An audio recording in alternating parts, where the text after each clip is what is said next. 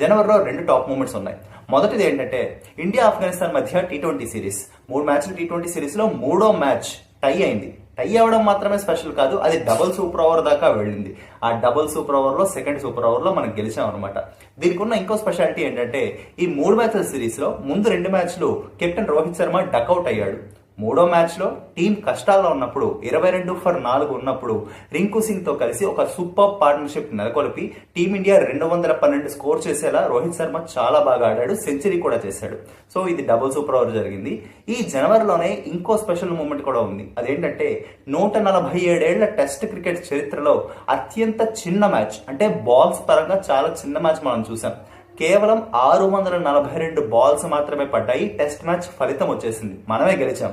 India versus south Africa match జరిగింది కేవలం 1.5 రోజు, అంటే first day 3 sessions, second day 4th ఇంకా 4.5 సెషన్స్ లో మ్యాచ్